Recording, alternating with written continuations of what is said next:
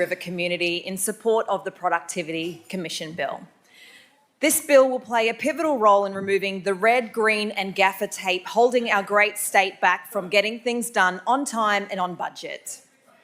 Productivity is key to success in any project. Productivity means you remove redundant tasks to be more efficient, and productivity means you constantly improve stuff to get it done. And who doesn't like that feeling of having achieved things? Who doesn't like that feeling that you got something done in less time and for less cost than you expected?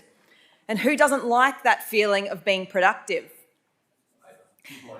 From what I've seen and learnt about how the government was run by the Labor Party, I am outraged at how much they stalled, how many layers of bureaucracy and time wasting, and how many projects that were years, if not decades behind, and often double, if not triple, if not quadruple the projected cost. If the former government was a company, they'd be bankrupt for the amount of money and time they wasted.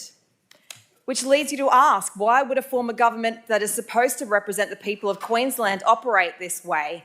Why would the former government put so many obstacles in the way of progress? Why would the former Labor government waste our hard-earned tax dollars? Well, when I see bad behaviour, I look at what the benefit of that behaviour is. Behind every behaviour is a positive intention, secondary gain, or a payback, as some like to call it.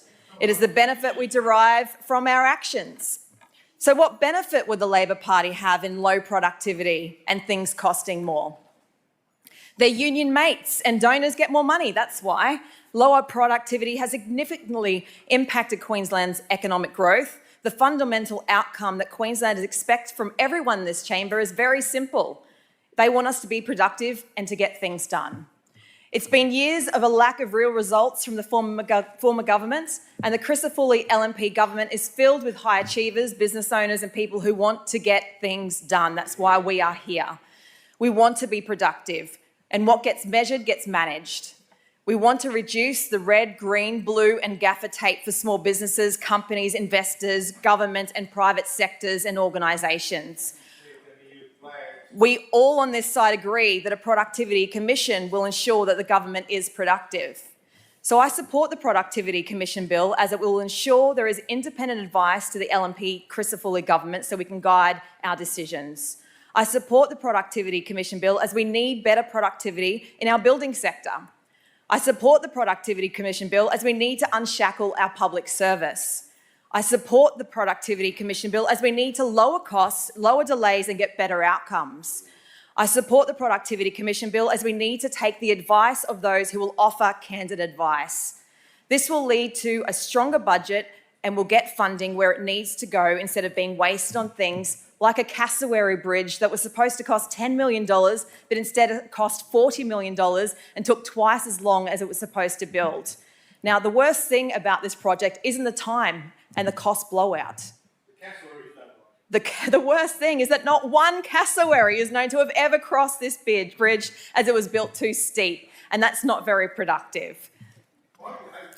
Exactly. If they really loved cassowaries, they would have spent that money on conservation of them or fixing the Bruce Highway or the Barron River Bridge. So this bill is about practical solutions for real problems. It's about getting expert advice from experts to get the job done faster and fiscally responsibly.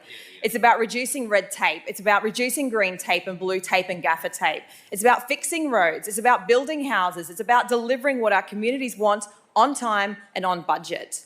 It's about transparency and accountability in government. It's about measuring outcomes and a commitment to constant improvement. It's about ensuring Far North Queensland and in fact all of Queensland gets the attention and the investment that we are promised.